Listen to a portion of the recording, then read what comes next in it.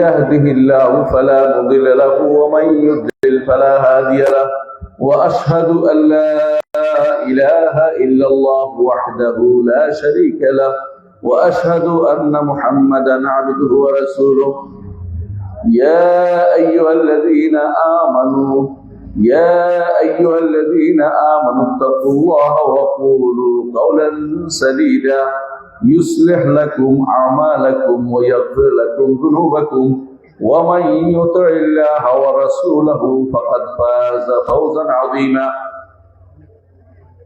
الحمد لله আজকে আমরা শাহপুর ইসলামী দাওয়াত সেন্টার ও কামরুন নেসা ইসলামিক পাঠাগার যৌথ উদ্যোগে ইসলামী কনফারেন্সে হাজির হতে পেরে আল্লাহ শুকরিয়া আদায় করে আলহামদুলিল্লাহ। আলহামদুলিল্লাহ, এই সমস্ত মাজলিসগুলো এগুলি হচ্ছে জিকিরের মাজলিস। জিকির ওইটাকে বলা হয় যেখানে হালাল হারামের কথা আলোচনা হয়, যেখানে আল্লাহর কথা আলোচনা হয়, যেখানে রাসূলের কথা আলোচনা হয়, যেখানে ইসলামের কথা আলোচনা হয়, এগুলি সবই হচ্ছে জিকিরের অন্তর্ভুক্ত। আল্লাহ তাআলা আমাদেরকে নির্দেশ দিয়েছেন, ইয়া আইয়ুহাল্লাযীনা আমানু যকুরুল্লাহা যিকরান কাসীরা ওয়াসাব্বিহুহু বুকরাতাও ওয়া আসীলা। হে ঈমানদারগণ, বেশি বেশি আল্লাহর জিকির করো, বেশি বেশি আল্লাহর স্মরণ করো। বেশি বেশি আল্লাহর স্মরণ যদি করতে হয় তাহলে বেশি বেশি আমাদেরকে কোরআন এবং সুন্নাহ পড়তে হবে, কারণ কি দিয়ে আল্লাহর স্মরণ হবে তা জানতে হবে। আজকে আমরা এখানে বসেছি, এটার নাম জিকিরের মজলিস। এরকম জিকিরের মজলিস যখন বসি, ফেরেশতারা সেখানে ডানা বিছিয়ে রাখে এবং আল্লাহর পক্ষ থেকে সেখানে রহমত নাজিল হয়, সাকিনা নাজিল হয়। আল্লাহ তাআলা তিনি আরশের উপর আছেন, তিনি সেখানে যে সমস্ত ফেরেশতা তার কাছে আছেন তাদের কাছে তিনি আলোচনা করেন আমাদের নিয়ে, তাদের কাছে তিনি আমাদের নিয়ে আলোচনা করেন। তাহলে আল্লাহ তাআলা তিনি আমাদের নিয়ে আলোচনা করেন, এটা কিন্তু সৌভাগ্যের বিষয়। দুনিয়ার বুকে আমরা যদি সারাদিনে আল্লাহকে ডাকি, আল্লাহ যদি কোনো আমাদের ডাকে সাড়া না দেন তাহলে আমরা দুর্ভাগা। আর যদি আমরা যদি সত্যিকার জিকির করতে পারি, স্মরণ করতে পারি, যে জিকিরের জন্য আমাদেরকে আল্লাহ তার রাসূল বলেছেন, সেই জিকির করতে পারলে আল্লাহ অবশ্যই সাড়া দিবেন। আল্লাহ ওয়াদা করেছেন, ফাযকুরুনি আযকুরকুম, আমাকে ডাকো আমি তোমাদের ডাকে সাড়া দেব, আমাকে স্মরণ করো আমি তোমাদেরকে স্মরণ করব। রাসূলুল্লাহ সাল্লাল্লাহু আলাইহি ওয়াসাল্লাম বলেছেন, আমার নবী বলেছেন, দুনিয়ার বুকে কেউ যদি কোনো আল্লাহকে স্মরণ করে কোনো মজলিসে, আল্লাহ এর থেকে উত্তম মজলিসে তাকে স্মরণ করে। সুবহানাল্লাহ, আমরা এখানে বসছি আল্লাহকে স্মরণ করতে, এর চেয়ে উত্তম মজলিস হচ্ছে ফেরেশতাদের মজলিস। ফেরেশতারা কোথায় থাকে? তাদের আসল বাড়িঘর আসমানে। মানুষ আমাদের জন্য আল্লাহ দুনিয়া দিয়েছেন, এই পৃথিবীটা দিয়েছেন, আর আল্লাহ তাআলা তার ফেরেশতা দিয়েছেন আসমান। জমিনে দিয়েছেন আমাদেরকে, ফেরেশতা দিয়েছেন আসমান। আর আল্লাহ তাআলা তার কাছে যে সমস্ত ফেরেশতা, তাদের কাছে আমাদের কথা আলোচনা করেন। আমরা এখানে আল্লাহর কথা আলোচনা করছি, আমাদের মধ্যে গুনাহগার আছে, আমাদের মধ্যে খারাপ লোক আছে, ভালো লোক আছে, বিভিন্নমুখী লোক আছে, কিন্তু আল্লাহর কাছে যারা আছে তারা কোনো গুনাহ করে না।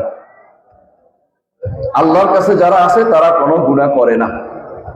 আল্লাহর কাছে যারা তারা গুনাহ করে না, এরা কারা? ফেরেশতারা, কোনো সন্দেহ নাই, তাদের কোনো গুনাহ নাই। আমরা তো কত গুনাহই করি সারাদিন, এমন কেউ নাই সে বলতে পারবে সে গুনাহ করে না। যে ব্যক্তি বলবে সে গুনাহ করে না, এমন কেউ বললে সে অহংকারী। কারণ আমার নবী বলেছেন, কুল্লু বনি আদম খাত্তা ওয়া খায়রুল খাত্তাইনা আত-তাওয়াবুন, সবচেয়ে বেশি যারা ভালো মানুষ তারাও গুনাহ করে। আমাদের মধ্যে নেককার বান্দারা গুনাহ করে না? করে। তাহলে বোঝা গেছে যে খায়রুল খাত্তাইনা আত-তাওয়াবুন, উত্তম হচ্ছে ওই ব্যক্তিরা যারা তওবা করে। গুনাহকারী আমরা কিন্তু তওবা করি। এই জন্য দেখেন রাসূলুল্লাহ সাল্লাল্লাহু আলাইহি ওয়াসাল্লাম আমাদেরকে শিখিয়েছেন, সালাত আদায় করছি, ভালো কাজ করছি না? ভালো কাজের পরেও আমরা যখন সালাত শেষ করি তখন কি বলি? আস্তাগফিরুল্লাহ আস্তাগফিরুল্লাহ আস্তাগফিরুল্লাহ, আল্লাহ যেন আমাদের ক্ষমা করে দেয়, মাফ চাই মাফ চাই, আল্লাহ মাফ চাই, আল্লাহ আপনার কাছে মাফ চাই। কারণ যেভাবে ইবাদত করা দরকার সেভাবে ইবাদতটা করতে পারি নাই, যেভাবে ইবাদত করা দরকার সেভাবে ইবাদতটা আমার হয়ে ওঠে নাই। এই জন্য আমরা আল্লাহর কাছে ক্ষমা চাই সবসময়, আল্লাহ যেন আমাদেরকে ক্ষমা করে দেন। এই জন্য এই মজলিসটা নিচে আমাদের আলোচনা হচ্ছে, কিন্তু এটার উপকারিতা হবে উপরে। আসমানে গিয়ে যখন আমার এই কাজটা আল্লাহর কাছে আলোচনা হবে, আমি সবচেয়ে বেশি সৌভাগ্যবান। দুনিয়ার বুকে আপনি যত মানুষের কাছে আপনার অমুকের সুনাম, অমুকের সুনাম, অমুকের সুনাম পাচ্ছেন, এই সুনাম যদি কোনো জমিন ভেদ করে আল্লাহর কাছে আসমানে উঠে না যায়, আসমান ভেদ করে উপরে উঠে না যায়, তাহলে আপনার জীবনটা বৃথা, কোনো কাজে লাগলো না। মরার পরে সেটা কোনো কাজে আসবে না। আর যদি আপনার স্মরণ উপরে হয়, আপনার কথা উপরে আলোচনা হয়, আপনি সবচেয়ে সৌভাগ্যবান ব্যক্তি। মুহাম্মদ রাসূলুল্লাহ সাল্লাল্লাহু আলাইহি ওয়াসাল্লাম তিনি যখন মেরাজের রাত্রি গিয়েছিলেন, তিনি শুনলেন যে একটা জান্নাতের মধ্যে তিনি একটা আওয়াজ শুনতে পেলেন। বলে, এটা কিসের আওয়াজ?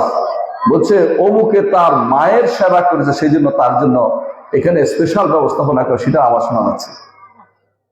মায়ের সেবার কারণে উপরে তার বিশাল সুযোগ পেয়ে গেছে সে। আকাশে আলোচনা হয়, আপনি জমিনে যা করেন আকাশে ফল নির্ধারিত হয়।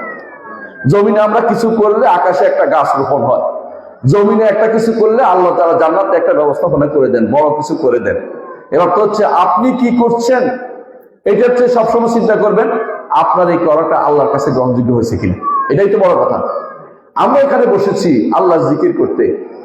আল্লাহ জিকিরের মাজলিস গুলোকে শিখতে হবে আমাদের, যে আল্লাহ জিকির কাকে বলে।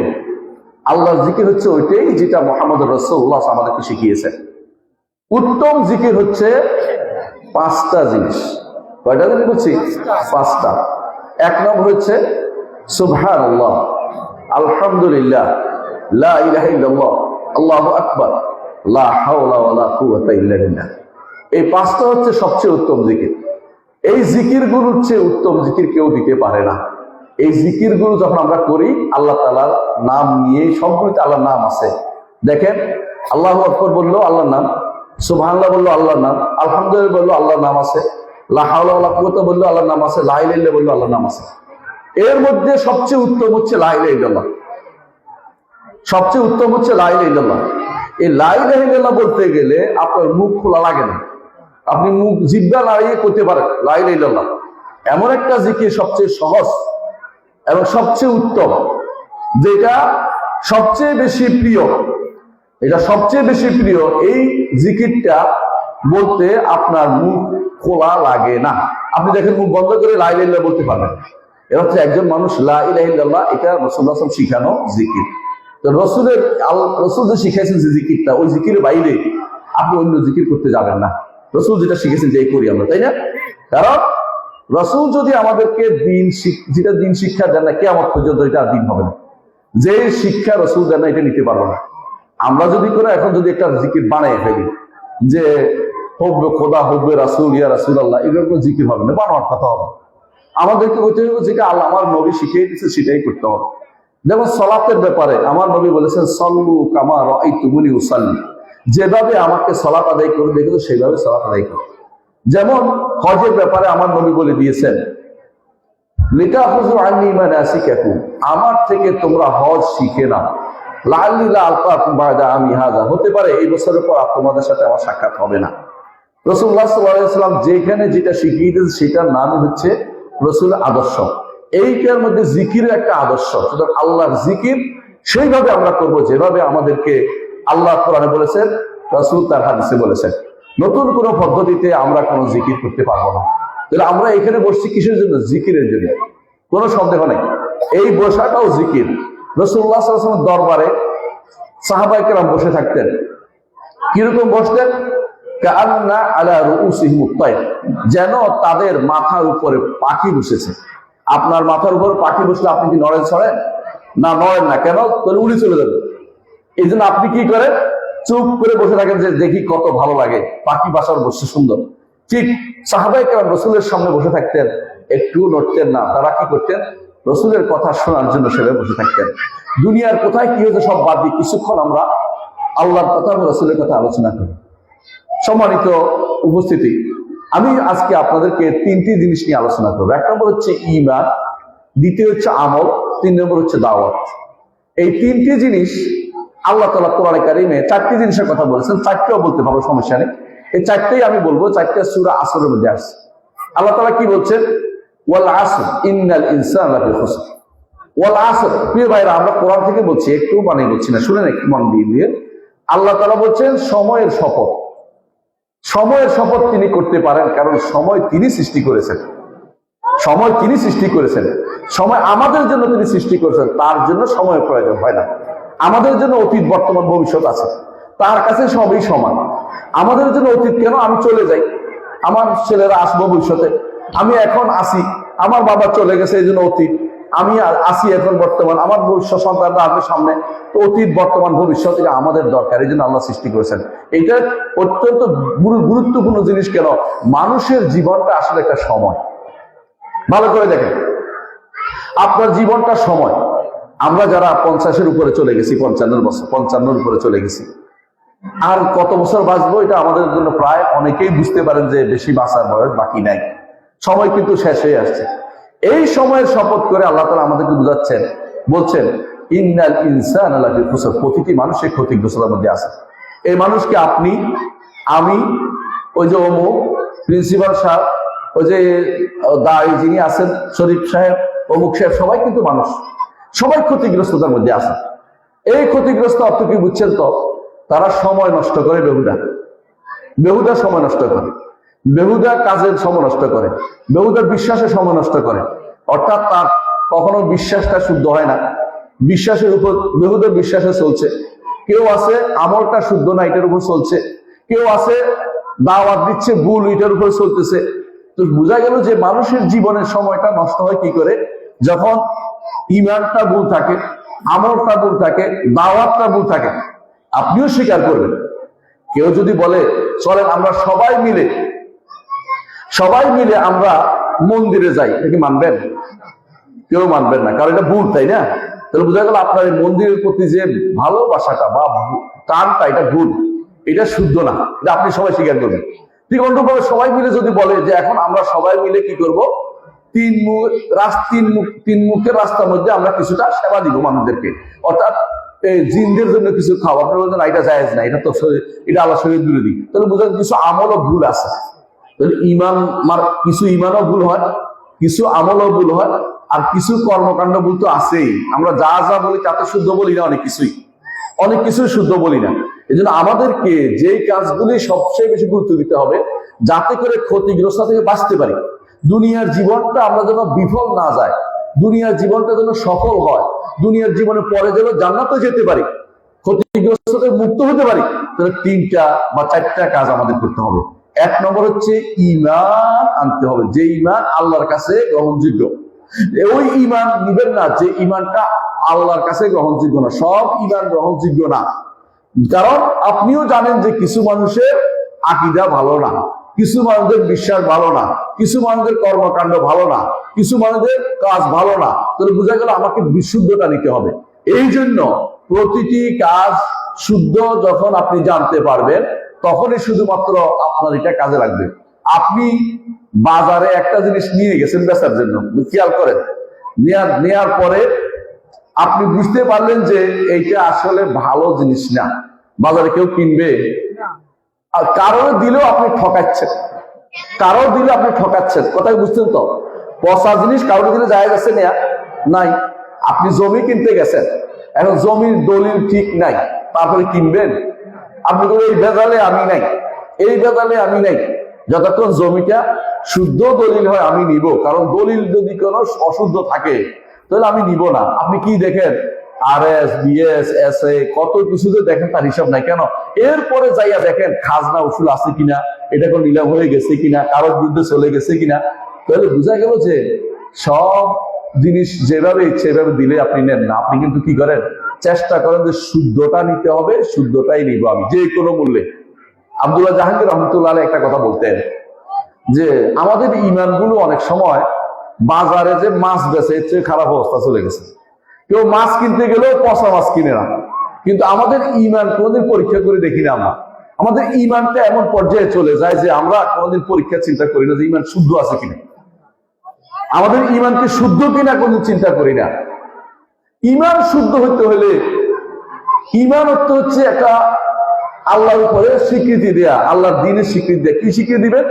যে আমার একজন কি আছে, রব আছে, তিনি আল্লাহ, তিনি মাবুদ, তার নাম আছে, তার গুণ আছে, এই স্বীকৃতি এক নম্বর।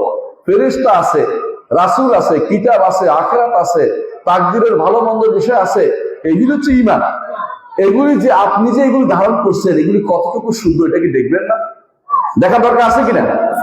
দেখার দরকার আছে। কারণ মাছ কিনতে গেলেও আপনি দেখেন এটা কি মাছ নাকি এটা কি পিরেনহা নাকি এটা রূপচাঁদা, আপনি ভাগ করেন। আপনাকে যখন পিরেনহা বলে, রূপচাঁদা বলে পিরেনহা দিয়ে দেয়, আপনি কি বলেন? এইটা আমি নিব না, কারণ এটা খাইলে আমার শরীর ক্ষতি হবে। আপনি বুঝতে পারেন। তাহলে ঈমানের জিনিসটা আপনাকে জানতে হবে যে আসলে আমার ঈমান কতটুকু অশুদ্ধ হয়েছে, এটা আমাকে জানতে হবে। আমি সারা জীবন যদি ভুলের উপর থাকা, তাহলে আমার আমল নামায় কিছু যুক্ত হয় নাই। ঈমান যদি নষ্ট হয়ে যায়, ঈমান যদি ভুলের উপর থাকে, তাহলে আপনাকে একটা জিনিস সবসময় মাথা রাখতে হবে যে আপনি যত আমল করছেন সবগুলি বরবাদ হয়ে গেছে, কোনো কাজে লাগে নাই। সারাদিন মাছ ধরছেন, এরপরে রাখছেন কোথায়? ডুলার মধ্যে রাখছেন। ডুলা ছিলেন তো? ডুলা ছিলেন না? আপনার দেশে আছে না? মাছ রাখে না? এই জিদের ভিতর রাখছেন, ওইটা ছিদ্র। এখন মাছগুলি কি থাকবে? একটাও থাকবে না। আবার ধরেন ডুলার ভিতরে সাপ আছে, বসে আছে, আপনি মাছ ধরে ধরে ডুলার ভিতরে রাখছেন। যখনই রাখছেন তখন মাছটা ডুলে সাপে খেয়ে ফেলছে। তাহলে কত ভয়াবহ দিন, বুঝতে পারছেন তো? দুইটা জিনিস আমাদের ঈমান নষ্ট করে দেয়। একটা হচ্ছে আমাদের ভুল ঈমান, আরেকটা হচ্ছে আমাদের একেবারে ঈমান বিহীন কথাবার্তা, ঈমান নষ্ট করে দেয়। সাপ, শিরিক এবং কুফর এবং নিফাক, এগুলি সাপের মতো, দিলে খেয়ে ফেলে। আর কিছু আছে আপনার ঈমান হয়ই নাই, আপনার ঈমান আসেই নাই কোনোদিন, তাহলে আপনার এই দুই ঈমান নিয়ে আপনি কিন্তু জান্নাতে যেতে পারবেন না, কিছু জমা হয় নাই। কারণ আল্লাহ তাআলা বলছেন ওয়াকাদিমনা ইলা মা আমিলু মিন আমালি ফাজআলনাহু হাবাআন মানসুরা, তারা যে সমস্ত আমল করেছে এগুলি দিয়ে অগ্রসর হয়ে আমি সেগুলিকে বিক্ষিপ্ত ধূলিকণায় পরিণত করব। এগুলি আপনার আমল নামায় কিছু যুক্ত হয় নাই। আল্লাহ তাআলা কোরআনে কারীম বলেন আমিলাতুন নাসিবা তাসলা নারান হামিয়া, আমল করতে করতে ফিট বাঁকা করেছে, কিন্তু যাবে উত্তপ্ত আগুনে। উত্তপ্ত আগুনে যেতে চাই আমরা? আল্লাহর কাছে মাফ চাইব। কে কে জান্নাত যেতে চান? কে কে জান্নাত যেতে চান? জাহান্নাম থেকে বাঁচতে চান কে? প্রত্যেকে ইনশাআল্লাহ। আল্লাহ কবুল করুন, আলহামদুলিল্লাহ। তাহলে কি করতে হবে? প্রথম কাজ হচ্ছে ঈমানটা শুদ্ধ করতে হবে। ঈমান যদি শুদ্ধ করেন তাহলে বাকিটা আল্লাহ তাআলা আপনার আমল কম হলেও আপনি পার হতে পারবেন। অনেক আমল করছেন, সারাদিন কষ্ট করছেন, সব পরে শুনলেন যে এই কষ্টের কোনো মূল্য হয় নাই, বেহুদা গেছে, তখন আপনার এই কষ্টটা বেহুদা নিঃসন্দেহে। আল্লাহ তাআলা কোরআনে কারীমে এই জন্য বলেছেন সূরা কাহফের মধ্যে, কোরআনে কারীমে আল্লাহ তাআলা এই সূরা কাহফের মধ্যে বলেছেন, কি বলেছেন? আল্লাহ তাআলা বলছেন যে কিছু মানুষ আছে এরকম যে তারা কি করে, তারা মনে করে অহুম ইয়াহসাবুনা আন্নাহুম ইয়াহসুনুনা সুনআ, সুন্দর আমল করছে মনে করে, অর্থাৎ সারাদিন আমল করছে, তারা মনে করছে সুন্দর আমল করছে, কিন্তু আসলে সুন্দর আমল করে নাই। সুন্দর ঈমানটা শুদ্ধ না হলে আপনার কোনো কাজে আসবে না। ঈমানটা শুদ্ধ করতে হবে। তো ঈমান শুদ্ধ করার জন্য কি করতে হবে? আমি আপনাকে একটা কথা বলি, ঈমান হচ্ছে বিশ্বাস, তাই না? বলে না মানুষ? বিশ্বাস নয়, স্বীকৃতির নাম ঈমান। শুধু বিশ্বাস হলে হবে না, ঈমানের সাথে আমলও জড়িত। আপনি ঈমান আনছেন যে আমি আল্লাহ একজন আছে, তার ইবাদত করতে হবে, ইবাদত করলেন না, বুঝে গেল আপনি আসলে ঈমানের মর্ম বুঝলেন না, ঈমান আপনার কাজে আসে নাই। যদি আপনি সত্যি আল্লাহর উপর ঈমান আনেন, তাহলে আপনি কি করবেন?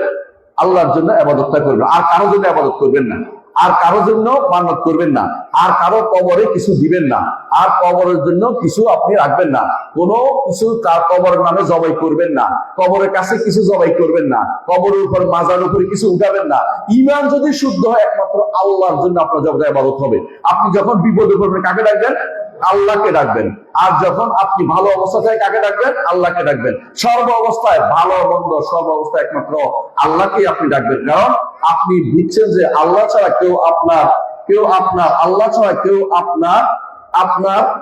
আপনার বিপদ থেকে উদ্ধার করার কেউ নাই, কেউ উদ্ধার করতে পারবে না। আল্লাহ কোরআনে কারীমে বারবার বলেছেন যে যদি কেউ কোনো বিপদ তোমাকে পাকড়াও করে, ওয়া ইয়ামসাসকাল্লাহু বিদুররিন ফালা কাশিফা লাহু ইল্লা হু, তোমাকে বিপদ হলে তিনি ব্যতীত কেউ তোমাকে উদ্ধার করতে পারবে না। তাহলে আমি যখন বিপদে পড়ে অসুস্থ হই, কে সুস্থ দান করে?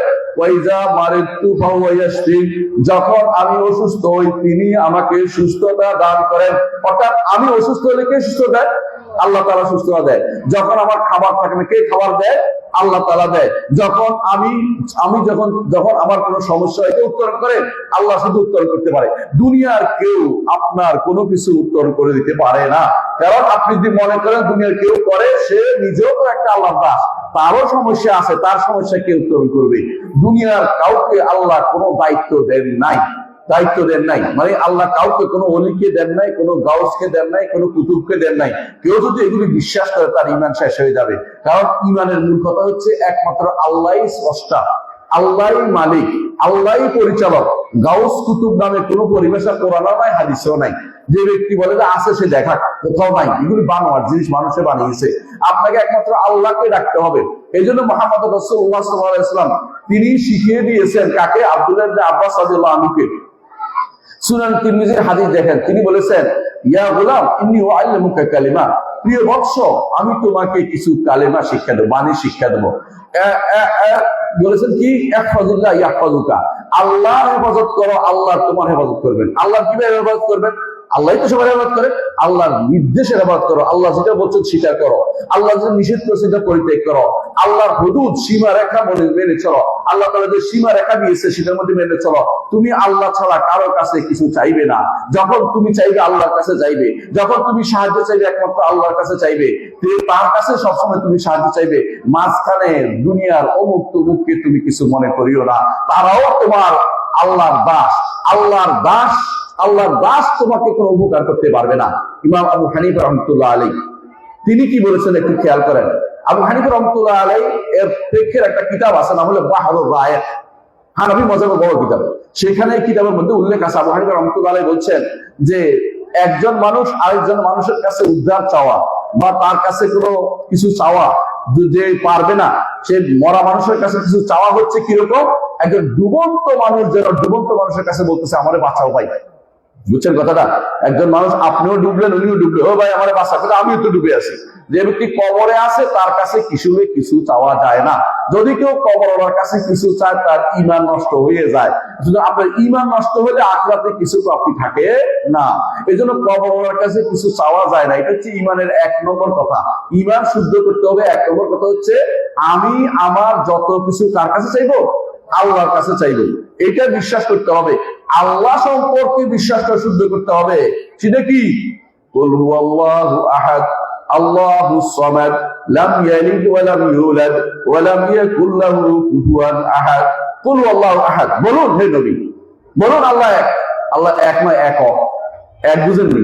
একজনের দুই না হয়ে যায়, যেন একক বলছে। অর্থাৎ এমন এক অনন্য সত্তা যে তার কাছে যাওয়ার কারো তার মত হওয়ার কোনো সুযোগ নাই। লাম ইয়াকুল লাহু কুফুয়ান আহাদ। আল্লাহুস সামাদ, আল্লাহ কি? সমাদ। সমাদ মানে কি? সব কিছু থেকে মুখাপেক্ষী, সবাই তার মুখাপেক্ষী। এই জন্য বলছে লাম ইয়ালিদ ওয়া লাম ইউলাদ, তিনি কাউকে জন্ম দেননি, কাউকেও তাকে জন্ম দেয়নি। জন্ম দিতে হলে কি করতে হয়? জন্ম দিতে হলে যেটা হয় সেটা কি? জন্ম দিলে যেটা হয় সেটা হলো স্ত্রীর মুখাপেক্ষী হতে হয়, তাই না? আর জন্ম নিলে মায়ের মুখাপেক্ষী হতে হয়। আল্লাহ তাআলা কারো মুখাপেক্ষী না। আল্লাহুস সামাদ, তিনি অমুখাপেক্ষী। সবাই আমরা আল্লাহর মুখাপেক্ষী। আল্লাহ ছাড়া চলার সামান্যতম সুযোগ আমাদের আছে? নাই। কিন্তু সবাই আমরা আল্লাহমুখী, আল্লাহর অভিমুখী। আল্লাহ কারো মুখাপেক্ষী না। আমাদেরকে সৃষ্টি করেছেন তার ইবাদত করার জন্য। ইবাদত যদি আমরা না করি, আল্লাহ কি কোনো ক্ষতি হবে? নাউযুবিল্লাহ, কোনো ক্ষতি হবে না। আমরা ইবাদত করলে আমাদের লাভ। হাদিসে কুদসিতে আল্লাহ তাআলা বলেন যে ইন্নামা ইয়া আমাল উহসিহা লাকুম, এগুলি তোমাদের আমল তোমাদের জন্য রেখে দেই। হাসরের দিন যদি তুমি তোমার আমল নামায় ভালো কিছু পাও, আল্লাহর শুকরিয়া আদায় করবে। আর যদি কিছু না পাও, তোমার নিজেকে শুধুমাত্র তুমি তিরস্কার করবে। কারণ আমল নামায় যুক্ত হতে হলে ঈমান আগে শুদ্ধ হতে হবে। প্রিয় ভাইরা, আরবের মুশরিকরা কিন্তু আল্লাহকে মানত, কিন্তু সমস্যা কি ছিল জানেন? ঈমানটা শুদ্ধ ছিল না। ঈমানটা একটা খোঁজ ছিল তাদের। আল্লাহ কোরআনে বলছেন ওয়ামা ইউমিনু আকসারুহুম বিল্লাহি ইন্নাহুম মুশরিকুন, তাদের অনেকেই আল্লাহর উপর ঈমান রাখত, তবে এই ঈমানটা শিরক মিশ্রিত ঈমান ছিল। ঈমান তাদের একটা ছিল। আবু জাহাল কাবা ঘর ধরে দোয়া করতেছে আল্লাহর কাছে। আল্লাহ, আবু জাহাল দোয়া, বুঝলেন কিনা? আবু জাহাল তো, আবু জাহাল আল্লাহ দোয়া করতেছে, আল্লাহ আমাদের ভাই যে শত্রুতা তৈরি করে দিয়েছে, আমাদের মধ্যে যে বিচ্ছিন্ন করে দিয়েছে, আমাদের মধ্যে যে ভাগ ভাগ করে দিয়েছে, আগামী দিন আল্লাহ তাকে পিষে ফেলুন। কোনদিন দোয়া করতেছে জানেন? বদরের যুদ্ধের আগের রাত্রিতে আল্লাহর কাছে কাবার ঘর ধরে দোয়া করতেছে আবু জাহাল। আল্লাহকে মানে সে দোয়া করতেছে কার বিরুদ্ধে? মুহাম্মদ সাল্লাল্লাহু আলাইহি ওয়াসাল্লামের বিরুদ্ধে দোয়া করতেছে, বদ দোয়া করতেছে। আপনি কি চিন্তা করতে পারেন আবু জাহাল আল্লাহকে মানতো? তবে সমস্যা হচ্ছে সে মনে করতো যে এই দেবদেবীগুলো যেগুলি আছে, লাত, মানাত, উজ্জা, এগুলিরও কিছু মর্যাদা তো আছে, এগুলি আল্লাহর কাছে কইয়া দিবে আমাদের কথা। আমরা কি সরাসরি আল্লাহর কাছে যাইতে পারি? আমরা তো যাইতে পারছি না। এরা আল্লাহর কাছে বলে দিলে আল্লাহ দিবে, নইলে আল্লাহ কি আমার দিবে নাকি? এইটার বিরুদ্ধেই আমার নবী এটার বিরুদ্ধে দাঁড়িয়েছেন যে একমাত্র আল্লাহর জন্য হতে হবে। আবু জাহাল কিন্তু হজও করতো, জানেন কিনা? আবু জাহাল আল্লাহ ছিল, সে হজ করতো। আবু জাহাল যখন তালবিয়া পাঠ করতো, আমাদের তালবিয়াটা হচ্ছে তাওহীদের তালবিয়া, তাওহীদের তালবিয়া, ঈমানের তালবিয়া। আর আবু জাহালের তালবিয়া হচ্ছে শিরকি তালবিয়া। আবু জাহাল কি বলতো? আবু জাহাল বলতো লাব্বাইক আল্লাহুম্মা লাব্বাইক, লাব্বাইক লা শারীকা লাকা ইল্লা শারীকান হুয়া লাকা তামলিকুহু ওয়া মা মালাক। আর আমরা কি বলি? লাব্বাইক লা শারীকা লাক ইন্নাল হামদা ওয়ান নি'মাতা লাকা ওয়াল মুলক লা শারীকা লাক। এই দুটো বুঝলে আপনি আশ্চর্য হবেন।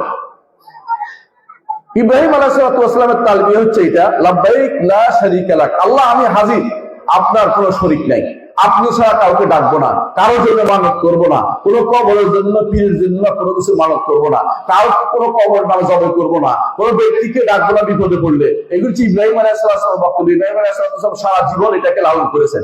কিভাবে লালন করেছেন আপনারা জানেন? ইব্রাহিম আলাইহিস সালাম যখন পড়েছিল, আগুনে ফেলা হচ্ছিল, তখন তার কাছে সাহায্যের জন্য করার জন্য অনেকেই আসছে।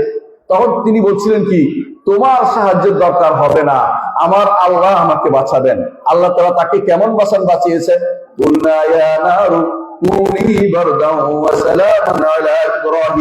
আমি বললাম, আল্লাহ বলছে, আমরা বললাম আগুনকে, আগুন তুমি কি হয়ে যাও? ঠান্ডা হয়ে যাও, শীতল হয়ে যাও। ইব্রাহিমের প্রতি তুমি শীতল হয়ে যাও। কিছুই হয় না, তার চুলও পড়ে নাই। এরকম অবস্থা তৈরি হয়েছে। দুনিয়ার মানুষ আপনাকে কতটুকু সাহায্য করতে পারবে? যতটুকু তার ক্ষমতা আছে। আল্লাহ তাআলার ক্ষমতা তো অপরিসীম। আপনি চিন্তা করছেন আগুনের ভিতরেই তাকে কোনো কিছু তার ছুঁতে দেয় নাই, কেশাগ্র পর্যন্ত কেউ সেখানে ছোঁয়ার সুযোগ পায় নাই, রক্ত স্পর্শ করে নাই, কারণ আল্লাহ তাআলা তাকে বাঁচিয়েছেন। আল্লাহ যাকে বাঁচাবে, আল্লাহ যাকে হেফাজত করবে, দুনিয়ার সমস্ত মানুষ চেষ্টা করলো তাকে কিছু করতে পারবে না। সুতরাং ইব্রাহিম আলাইহিস সালামের যেই নীতি সেটা হচ্ছে, যদি আমাকে একমাত্র বিপদ থেকে বাঁচাবে আল্লাহ, আমাকে খাবারের ব্যবস্থা করেন আল্লাহ, আমাকে যদি আমি অসুস্থ হই আমাকে সুস্থ হয়ে দিবেন আল্লাহ, আমাকে আর কেউ কিছু করতে পারবে না। সারা জীবন এই নীতি তিনি অবলম্বন করেছেন। এর কারণে তিনি যখন তালবিয়া পাঠ করেছেন বলেছেন লাব্বাইক আল্লাহুম্মা লাব্বাইক, আল্লাহ আমি হাজির, হে আল্লাহ আমি হাজির, আপনার দরবারে হাজির। লাব্বাইক লা শারীকা লাকা লাব্বাইক, আল্লাহ আপনার দরবারে হাজির, আপনার কোনো শরীক নাই, আপনার কোনো শরীক নাই, আপনার কোনো অংশীদার নাই, কেউ আপনার রাজত্বের অংশীদার নয়, কেউ কিছু করতে পারবে না, কেউ আমার কোনো ক্ষতি করতে পারবে না, আপনি যার সহায় নন কেউ তার কিছু করতে পারবে না। সুতরাং আপনার সাথে কারো কোনো শরীকানা নাই, কোনো শরীক নাই। লাব্বাইক লা শারীকা লাক ইন্নাল হামদা ওয়ান নি'মাতা লাকা ওয়াল মুলক, যাবতীয় প্রশংসা আপনার, যাবতীয় রাজত্ব আপনার, যাবতীয় ক্ষমতা আপনার। আপনি যাকে দিবেন সে শুধু ক্ষমতা পাবে, আপনি যাকে রাজত্ব দিবেন সে পাবে। যা আপনি সবকিছু করেন, আপনার জন্য যাবতীয় প্রশংসা আমি ঘোষণা করছি।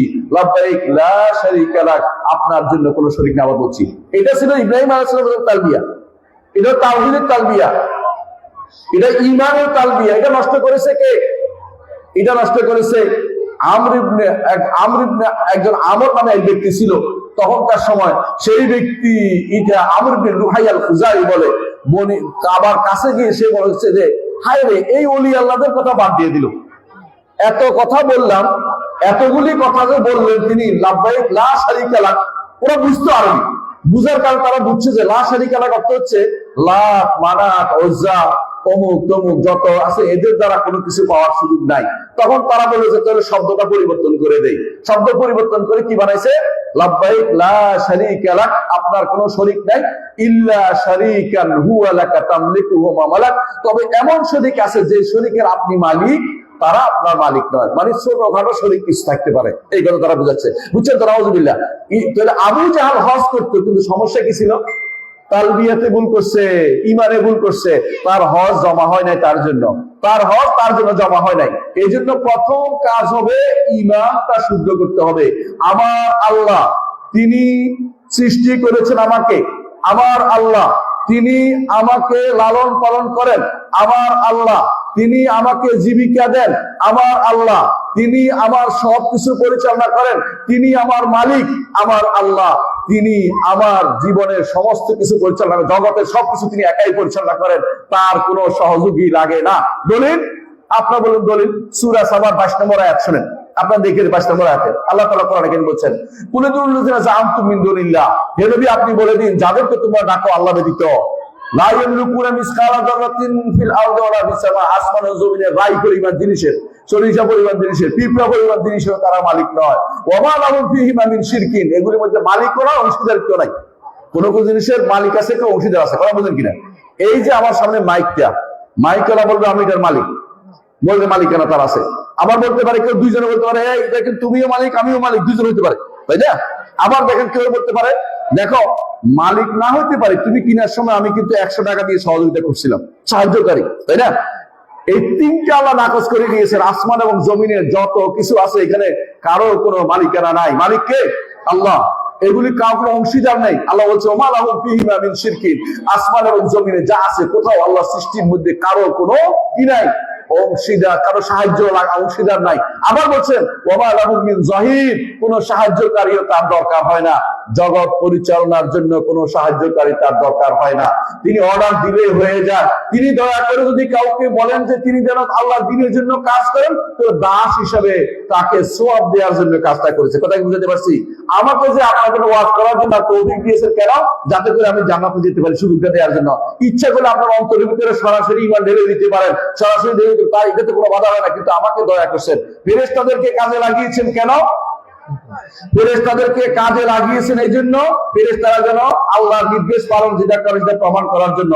কিন্তু ফেরেশতারাও আল্লাহর বিধিবিধান তারা যে আল্লাহর মানে আল্লাহ তাআলা ফেরেশতা বাদে চলতে পারবেন না, এটা বললে কি হবে? কাফের হয়ে যাবে কোন ব্যক্তি। আল্লাহ তাআলা তিনি ফেরেশতাও লাগে না, তার কোনো সাহায্যকারী লাগে না। সুতরাং দুনিয়ার বুকে আপনার আমার জন্য পরিচালনার জন্য, জগৎ পরিচালনার জন্য কোনো কুতুবের দরকার হয় না, কোন গাউসের দরকার হয় না। কথা কি বুঝাতে পারছি? দুনিয়ার যুগে যারা গাউসের আশায় বসে আছেন, যারা গাউসুস সাকালাইন, গাউসে আজম বলতেছেন, এরা মিথ্যা কথা বলতেছেন, এরা শিরকি লিপ্ত আছেন। যারা কুতুবের কথা বলছেন শিরকি লিপ্ত আছেন। কোরআন এবং হাদিসে কোথাও গাউস শব্দটি আসে নাই, কোথাও শিরিক কুতুব শব্দটি আসে নাই, কারণ শিরিক। কোরআন হাদিস শিরিক মুক্ত। আল্লাহর জগৎ আল্লাহ একাই পরিচালনা করে, এটা আপনাকে ঈমান আনতে হবে, এক নম্বর কথা। দ্বিতীয় কথা, আল্লাহ সম্পর্কে আপনার বিশ্বাস রাখতে হবে। আল্লাহ তাআলা আরশের উপরে, সৃষ্টির ভিতরে নয়। কেউ যদি মনে করে আল্লাহ তাআলা সর্বত্র বিরাজমান, কেউ যদি মনে করে আল্লাহর পায়ে সিজদা করে, কেউ যদি মনে করে যে আল্লাহ তাআলা মানুষের হৃদয়ে বসবাস করে, সেই ব্যক্তি ঈমানদার নয়, সেই ব্যক্তি কাফের, তার ঈমান শুদ্ধ হয় না।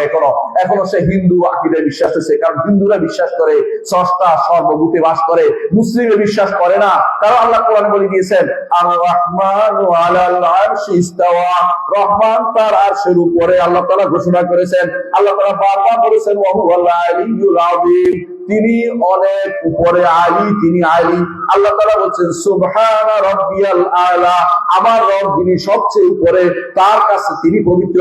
আমাদের নবী মুহাম্মদ রাসূলুল্লাহ সাল্লাল্লাহু আলাইহি ওয়াসাল্লাম তিনি মেরাজের রাত্রিতে, আপনারা যেটা জানেন যে এই মেরাজের রাত্রিতে আপনারা শুনেছেন মেরাজ রাতে রাসূলুল্লাহ সাল্লাল্লাহু আলাইহি ওয়াসাল্লাম কোথায় গেছেন?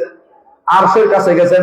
যদি তিনি সর্বত্র থাকতেন, তিনি কলমের দিকে ফিরে করতেন যে এই কলম বেরিয়ে আস, তিনি কি বলছেন? না, আমার রহমান, আমার আল্লাহ আরশের উপরে, তিনি জিবরিলের মারফতে, জিবরিল তাকে তার জন্য বোরাক নিয়ে আসেন।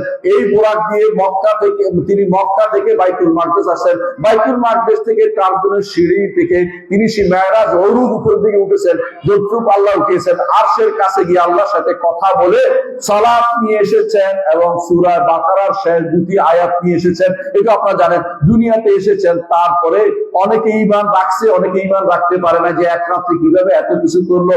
কিন্তু যে ঈমান আনছে আল্লাহ তাকে সিদ্দিক নাম দিয়েছেন। এটা ঈমান আনতে হবে যে আল্লাহ তাআলা তিনি আরশের উপরে, দুনিয়ার সৃষ্টির ভিতরে তিনি নন। যে কেউ মনে করবে আল্লাহ তাআলা সৃষ্টির ভিতরে, সে ব্যক্তি এখনো ইমানদার হতে পারে নাই। সুস্থ ইমানদার হতে হবে, বিশুদ্ধ ইমানদার হতে হবে। আর ইমানদার হতে হবে আল্লাহ সবচেয়ে বড়, আল্লাহর চেয়ে বড় কোনো কিছু নেই। তিনি কবীরুল মুতাআল, একদিকে তিনি বড়, একদিকে তিনি উপরে, তিনি আলী, তিনি আযীম, তিনি আলিউল আযীম। আপনারা যখন আয়াতুল কুরসি পড়েন, প্রতি সালাতে করে পড়েন না? আমার নবী বলেছেন সালাতের পরে কেউ যদি আয়াতুল কুরসি পড়ে, মরতে দেরি, জান্নাতে যেতে দেরি নাই। কেন ভাই বলেন তো? কারণ ঈমান ঠিক হয়ে গেছে, আল্লাহকে উপরে মানছে, একমাত্র আল্লাহ সম্পর্কে বলছে আল্লাহু লা ইলাহা ইল্লাহু, আল্লাহু লা ইলাহা ইল্লা হুয়াল হাইয়ুল কাইয়্যুম লা তাখুযুহু সিনাতুন ওয়ালা নাওম লাহু মা ফিস সামাওয়াতি ওয়া মা ফিল আরদ। আসমান জমিনের মালিকানা আল্লাহ রাব্বুল আলামিনের। দুনিয়ার কোন ব্যক্তি, দুনিয়ার কিছুর কোনো কিছু মালিকানা নেই। কোন ব্যক্তি কাউকে কোনো কিছু করতে পারে না। আল্লাহ যদি মঞ্জুর করেন শুধুমাত্র করতে পারবে। সুতরাং কেউ যদি মনে করে যে আল্লাহ এই দুনিয়াতে কারো কোনো হস্তক্ষেপ হয়, সেই ব্যক্তি মিথ্যুক এবং সে ব্যক্তি আপনার ঈমান ছাড়া কিছুই নয়। আল্লাহর দুনিয়াতে আল্লাহ ছাড়া কারো কোনো কথা চলে না। কোন ব্যক্তি কাউকে ঈমানও দিতে পারে না, কাউকে জীবনও দিতে পারে না। আল্লাহ শুধুমাত্র হেদায়েত দিতে পারে। মা ইয়াহদিল্লাহু ফাহুয়াল মুহতাদ, যে ব্যক্তিকে আল্লাহ হেদায়েত দেয় সে হেদায়েত পাবে। ওয়া মা ইউদ্দিল ফালান তাজিদ লাহু ওয়ালিয়্যান মুরশিদা, কাউকে যদি আল্লাহ তাআলা পথভ্রষ্ট করে দেয়, সেই ব্যক্তি কোনোদিন আর হেদায়েতের পথ পাবে না। সে পথভ্রষ্ট পথে চলতে থাকবে। এইজন্য প্রথম কাজ হচ্ছে ঈমানটা বিশুদ্ধ করা। কথা বুঝতে পারছি? এটা কি? আল্লাহ তিনি সবার উপরে, আল্লাহ তিনি সবচেয়ে বড়, আল্লাহ তিনি সৃষ্টি থেকে আলাদা, আল্লাহ তাআলা তিনি সর্বময় ক্ষমতার অধিকারী, তিনি আমার মালিক। তিনি আমার শুধু মালিক নয়, তিনি আমার স্রষ্টা, তিনি আমার পরিচালক। তিনি অর্ডার দিবেন, তিনি বিধান দিবেন, তার বিধান শুনতে হবে, তার নির্দেশ মানতে হবে। কারো কথার কথা শোনা যাবে না, আল্লাহর কথা শুনতে হবে। আল্লাহর কথা আমার নবী নিয়ে এসেছেন, এই জন্য আল্লাহর কথা আল্লাহ তাআলা বলছেন আমার নবীর অনুসরণ করতে, সেই জন্য আমার নবীর অনুসরণ করি। আল্লাহ তাআলা যেটা বলছেন সেটাই শুধু মানতে হবে। এটা হচ্ছে এক নম্বর কথা, ঈমানের কথা। কি বুঝতে পারছি? দুই নম্বর হচ্ছে আল্লাহর নাম আছে, গুণ আছে, সেটা স্বীকার করতে হবে। তিন নম্বর হচ্ছে এই আল্লাহর পথে আমার সারা জীবন নিবেদিত করব, আল্লাহকে খুশি রাখার জন্য আমি সবকিছু করব। কুল ইন্না সালাতি ওয়া নুসুকি ওয়া মাহইয়ায়া ওয়া মামাতি লিল্লাহি রাব্বিল আলামিন। বলুন আমার জীবন, আমার মরণ, আমার সালাত, আমার কুরবানি একমাত্র আল্লাহর জন্য। দুনিয়ার কাউকে খুশি করার জন্য কিছু করব না, আমার আল্লাহকে খুশি করার জন্য আমি করব। স্বামীকে খুশি করার জন্য স্ত্রী সালাত আদায় করবে না, স্ত্রীকে খুশি করার জন্য স্বামী দাড়ি কামাবে না। এই জন্য আল্লাহর কথাই শুধুমাত্র শুনবে, যে আল্লাহ তাআলা যেটা বলছেন সেটাই শুধুমাত্র শুনে চলবো। কোন নারী যদি পর্দা করে এই জন্য করবে, আল্লাহ নির্দেশ দিয়েছেন ওয়াকারনা ফি বুয়ুতিকুন্না ওয়ালা তাবাররাজনা তাবাররুজাল জাহিলিয়াতিল উলা, জাহিলি যুগের মতো চলাফেরা করা যাবে না। নারীরা ঘরের ভিতরে থাকতে আল্লাহ তাআলা বলেছেন। আল্লাহ নির্দেশ পালনের জন্য তিনি সেটা করেছেন, দুনিয়ার কাউকে খুশি করার জন্য নয়। দুনিয়ার কাউকে খুশি করার জন্য করলে আপনার এটার ইবাদত হলো না, নিজের মন মতো চলা হলো। নিজের মন মতো চললে ঈমান শুদ্ধ থাকবে না। কথা বুঝতে পারছি? ঈমানের সাথে ঈমান আছে আপনার, ধরেন আমল তো শুদ্ধ করতে হবে ভাই, আমল তো শুদ্ধ করতে হবে। আমল শুদ্ধ করার জন্য, আমল যদি না হয় তাহলে বেদাত হয়ে যাবে, বানোয়াট জিনিস হয়ে যাবে। আমল শুদ্ধ করার জন্য কি করতে হবে? আমার নবীর পুঙ্খানুপুঙ্খ অনুসরণ করতে হবে। নবী যেটা বলেছেন সেটা করতে হবে। রাসূলুল্লাহ সাল্লাল্লাহু আলাইহি ওয়াসাল্লাম যেভাবে ওযু করছেন সেভাবে আপনাকে ওযু করতে হবে। আপনি বুঝছেন কথাটা? আমার নবী ওযুর ফরজ যে করছেন, আপনার জন্য করতে হবে ন্যূনতম 4টা মানে না, 4টা ওযুর ফরজ। আপনি বললেন যে এখন থেকে আমি 3টা করবো, ওযুটা হবে? হবে না। আচ্ছা বললেন যে এখন থেকে আমি একটা বাড়ি দেবো, সেটা কি? এখন থেকে মাথা ধুয়ে ফেলবো, ওযু হবে? মানে আপনি এটা হবে না। কেন? কারণ আপনি রাসূলের আদর্শের বিপরীতে চলে গেছেন। আমি ধরেন এই যে একটা ভালো একটা উদাহরণ দেই, এই যে আমরা এশার নামাজ পড়ছি, তাই না? 4 রাকাত। আপনি বললেন যে মাগরিবের নামাজ 3 রাকাত, এশার নামাজ 5 রাকাত পড়বো, বেজর থাকবো, আল্লাহ খুশি। আর দলিল দিলেন যে আল্লাহ তো বেজর আল্লাহ পছন্দ করে, সুতরাং আমরা এখন কি করব? কয় রাকাত পড়বো? 5 রাকাত পড়বো, নামাজ হবে? কি ভাই বেশি তো করছি, কম করছি নাকি? চুরি করছি নাকি? ভালো কাজ তো করছি, আমি কি অন্যায় করলাম? নামাজও তো করছি, আমি তো চুরি করছি নাকি? তো নামাজ তো হবে না কেন বলেন তো? কারণ আমার নবী এভাবে শিক্ষা দেননি। কথা বুঝতে পারছি? আমার নবী, আজকে যদি আমি আরাফার মাঠে যাই বসে থাকি, এমন কান্নাকাটি করি, আরাফার মাঠে বসার সওয়াব হবে? হজ হয়ে যাবে? আচ্ছা আরাফার মাঠের পরের দিন 10 তারিখে কেউ আরাফার মাঠে গেলে তার হজটা হইব না? হবে না। আমরা তো যদি আচ্ছা একটা কাজ 9 তারিখেও কানলাম, 10 তারিখেও যাই বসে থাকলাম আরাফার মাঠে, সওয়াব হইব? কারণ আমার নবী শিখিয়ে দেননি। আমার নবী যেটা শিখিয়ে দেননি এটা কিয়ামত পর্যন্ত দিন হবে না। কথা বলছেন কিনা? আল্লাহ তাআলা কোরআনে কারীম বলেছেন, ইন্নামা আনা বাশারুম মিসলুকুম ইউহা ইলাইয়া আন্নামা ইলাহুকুম ইলাহুন ওয়াহিদ ফামান কানা ইয়ারজু লিকা রাব্বিহি ফালইয়ামাল আমালান সালিহান ওয়া লা ইউশরিক বিইবাদাতি রাব্বিহি আহাদা। সূরা কাহফের শেষ আয়াতটি আপনারা পড়লে অর্থ বুঝেন। সেটা কি? হে নবী, আপনি বলে দিন, আমি মানুষ, অবশ্যই রাসূল মানুষ, কোনো সন্দেহ নাই, তবে মানুষের মধ্যে শ্রেষ্ঠ মানুষ হচ্ছেন মুহাম্মদুর রাসূলুল্লাহ সাল্লাল্লাহু আলাইহি ওয়াসাল্লাম। দুনিয়ার কেউ তার শ্রেষ্ঠতার কাছে যেতে পারবে না, আখিরাতেও তিনি শ্রেষ্ঠ। তার পতাকার নিচে সবাই যেতে হবে। তিনি প্রথম জান্নাত খুলবেন, তার জন্য জান্নাত খোলা হবে, কোনো সন্দেহ নাই। তার পতাকার নিচে সবাই থাকতে হবে, আদম থেকে শুরু করে সব মানুষ তার পতাকা নিয়ে থাকবে, এতে কোনো সন্দেহ নাই। কিন্তু মুহাম্মদুর রাসূলুল্লাহ সাল্লাল্লাহু আলাইহি ওয়াসাল্লাম তিনি অবশ্যই আদম সন্তান ছিলেন, কোনো সন্দেহ নাই।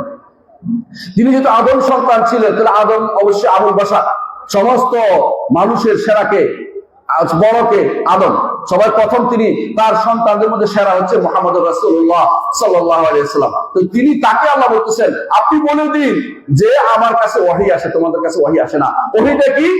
একমাত্র যত আমল করবা, নেক আমল করবা, সৎ আমল করবা, আর আল্লাহর সাথে কাউকে শরীক করবে না। তাহলে দুইটা কাজের মধ্যে একটা হচ্ছে সৎ আমল করতে হবে। সৎ আমল হচ্ছে আমার রাসূল যেটা শিখিয়ে দিয়েছে, যা সৎ আমল হবে। আমরা সবাই মিলে যদি এখন প্রতিদিন দুপুর বেলার আগে 11টার দিকে একটা নামাজ প্রতিষ্ঠা করি, খারাপ কিছু, নামাজও না পড়তেছি, তাই চুরি করছি নাকি? তো নামাজও তো পড়তেছি, নামাজ তো, এই নামাজে প্রবর্তনটা জায়েজ হবে? জায়েজ হবে না। কেন জায়েজ হবে না? এটা তো বানাইছি, এটা বানাইছি, কথা বুঝেন কিনা? আচ্ছা দেখেন, নামাজের পরে রাসূল বলছেন 33 বার 33 বার 34 বার 33 বার 33 বার 33 বার, আবার বলছেন 25 25 25 25, আবার বলছেন 10 বার 10 10 10 বলছেন। কি বলতে বলছেন? সুবহানাল্লাহ, আলহামদুলিল্লাহ, লা ইলাহা ইল্লাল্লাহ বলছেন।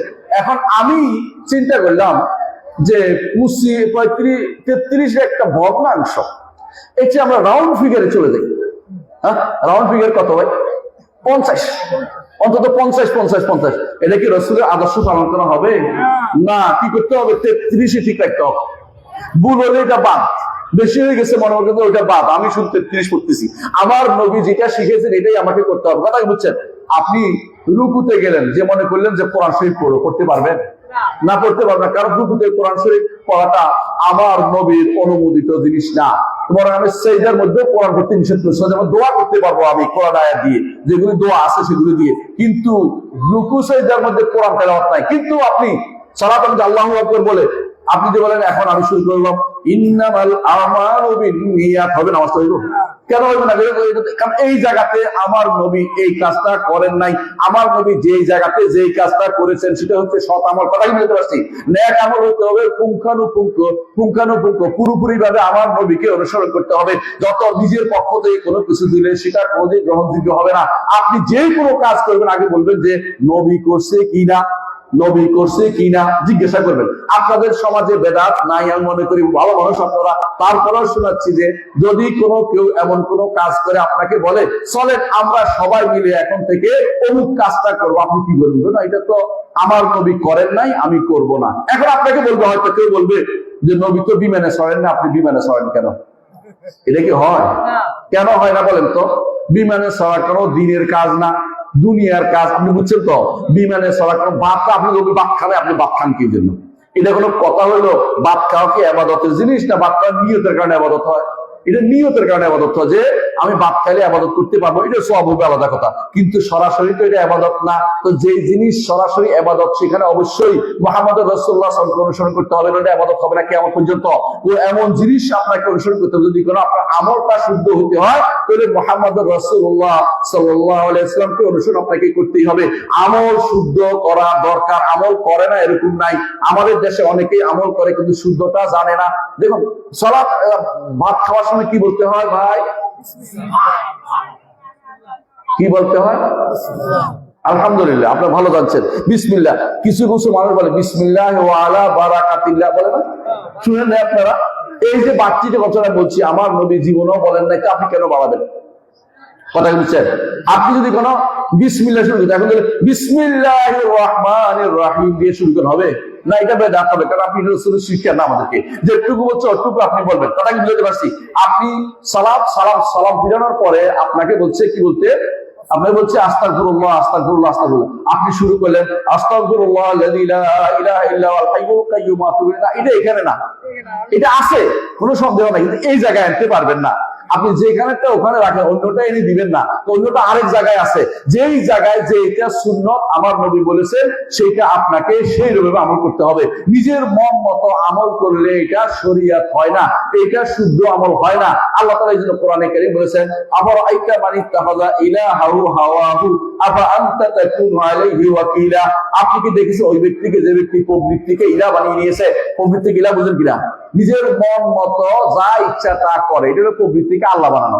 আপনার প্রবৃত্তি যা আল্লাহ নির্দেশের কথা ছিল, যা বলি তা শোনো, আর আপনি কি করে প্রবৃত্তি যা বলে তা শোনেন। আপনার শাহওয়াত নফসিয়া, মনে যা চায় তার উপর চলেন।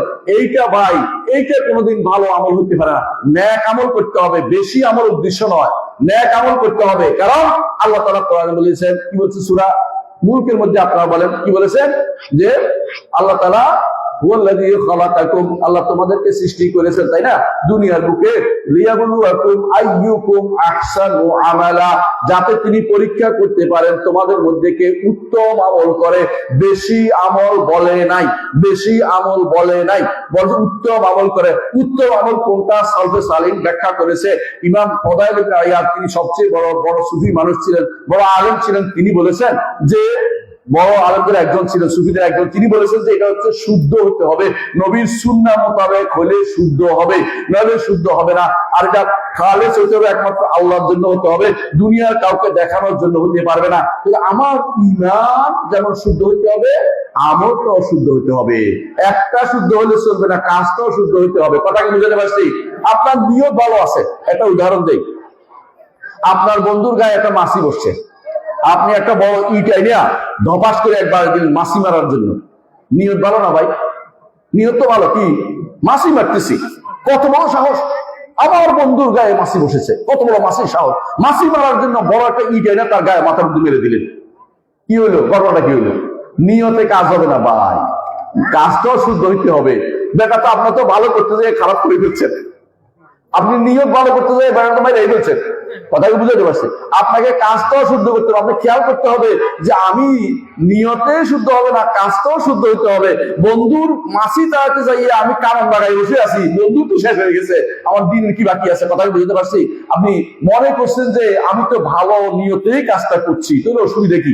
এইটা অসুবিধা বিশাল। একটা উদাহরণ দিলে বুঝবেন।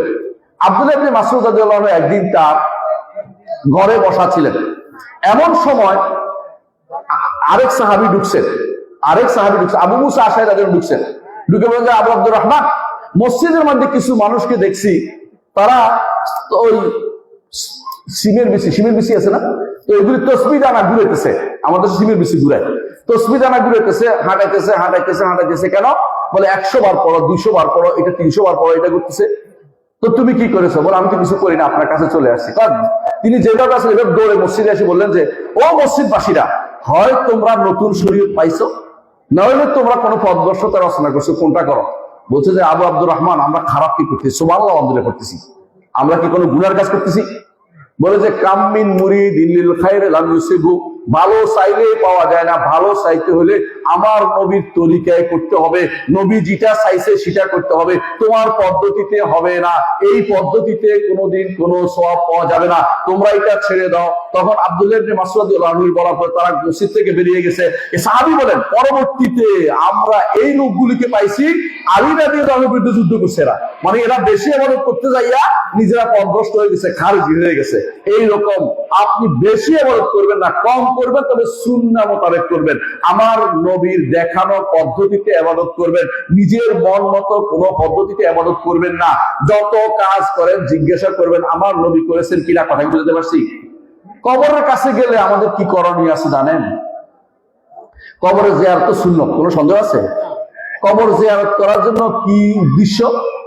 1 নম্বর উদ্দেশ্য হচ্ছে কবরবাসীর জন্য দোয়া করা, 2 নম্বর উদ্দেশ্য হচ্ছে আখিরাতে মুখী হওয়া, 3 নম্বর হচ্ছে দুনিয়া বিমুখ হওয়া, মনে হওয়া যে আমিও কালকেও মরে যেতে পারি, কিছুক্ষণ পরও মরে যেতে পারি, 4 নম্বর হচ্ছে রাসূলের সুন্নাত আদায় করা। কথা বলছি, 4টা উদ্দেশ্য। 5 নম্বর কোনো উদ্দেশ্য নাই। 5 নম্বর যদি মনে করেন কবরওয়ালা আমার কোনো উপকার করবে, অথবা কবরওয়ালার থেকে আমি কিছু ফয়েজ ও বরকত পাবো, কবরওয়ালার কারণে আমি পাস করে যাব, কবরওয়ালার কারণে আমি ভালো হয়ে যাব, অথবা এইটা করবে ওইটা করবে, এই কারণ যদি কেউ মাথায় আনে তাহলে তার ঈমান শেষ। আমার নবীরা শিক্ষা দেন নাই। আমার নবী যেটা শিক্ষা দিয়েছে এটা আপনাকে শিখতে হবে। আমার নবী কবরবাসীর জন্য দোয়া করেছেন, কি বলেছেন? আল্লাহুম্মা গফির আল্লাহুম্মা গফির আল্লিল মুস্তাকদিমিন মিনাল মুস্তাখিরিন, যারা আগে গেছে ওদেরকেও ক্ষমা করে দেন, যারা পরে আসছে ওদেরকেও ক্ষমা করে দেন। তো কবরবাসীর জন্য দোয়া করবেন, কিন্তু নিজের কবরবাসীর থেকে কিছু পাওয়ার চিন্তা করবেন না। যদি কেউ এটা মনে করে তার ঈমান শেষ, আমল শেষ, তার সব শেষ, হজ করে আসে, যদি কোনো কেউ বাকি মদিনাতে বাকি গোরস্থান আছে না, সেখানে যাইয়া বলেন যে ও বাকির গোরস্থানবাসীরা, আমার ছেলেটা অসুস্থ, আপনারা দয়া করে আমার ছেলেটাকে ভালো করে দেন, অথবা আল্লাহকে বলে দেন তিনি যেন ভালো করে দেন। এই জাতীয় যাই বলেন না কেন, আপনার ঈমানটা নষ্ট হয়ে যাবে। কারণ এরা আপনার কথা শোনেন না, আল্লাহ সাল্লাল্লাহু কাছে চাইছেন বলে আপনার ঈমানটা নষ্ট হয়ে গেছে। হজ করে এসে ঈমানটা নষ্ট করার তো কোনো কারণ থাকতে পারে না, বুঝলেন না কথাটা? এই জন্য আপনার আমার উচিত আমলটাও শুদ্ধ করতে হবে, কি করছি কি বলছি এটা শুদ্ধ হইতে হবে। কথাকে বুঝছেন? আপনাকে বলছে আস্তাগফিরুল্লাহ আল্লাযী লা ইলাহা ইল্লা হুয়াল হাইয়ুল কাইয়্যুম ওয়া আতুবু ইলাইহি শিক্ষা দিয়েছে, কিন্তু আপনারা কি বলেন? আস্তাগফিরুল্লাহ রাব্বি মিন কুল্লি যামবিন ওয়া লা হাওলা ওয়া লা কুওয়াতা ইল্লা বিল্লাহিল আলিয়্যিল আযীম। আপনি এটা বানাইছেন, আমি বলছি না গুনাহ হবে, এটা বলে গুনাহ হবে না, কিন্তু এটা সুন্নাহ না, এটা সুন্নাহ না, এটা আমার নবী শিক্ষা দেন নাই। আমার নবী সংক্ষিপ্ত দিছে কি আস্তাগফির আস্তাগফিরুল্লাহ আস্তাগফিরুল্লাহ আস্তাগফিরুল্লাহ, অথবা বলছে কি আল্লাহুম্মা গফিরলি আল্লাহুম্মা গফিরলি শিখিয়ে দিয়েছেন, অথবা বলছে আস্তাগফিরুল্লাহ আল্লাযী লা ইলাহা ইল্লা হুয়াল হাইয়ুল কাইয়্যুম ওয়া আতুবু ইলাইহি, অথবা বলছে আল্লাহুম্মা আনতা রাব্বি লা ইলাহা ইল্লা আনতা খালাকতানি ওয়া আনা আবদুকা, যেটা আপনারা বলেন কি বড়টা কি বলে, এটাকে সাইয়্যিদুল ইস্তিগফার করতে বলছে, বড়টা। এগুলি শিক্ষা দিয়েছেন, আপনি পছন্দ হয় না নিজের মতো একটা বানিয়ে নিয়েছেন। আপনার এই আমল অবশ্যই গ্রহণযোগ্য হবে না, কারণ শরীয়ত বানানোর অধিকার আপনার নাই, কোনো হুজুরের নাই, কারো নাই। শরীয়ত একমাত্র আমার নবী দিতে পারেন।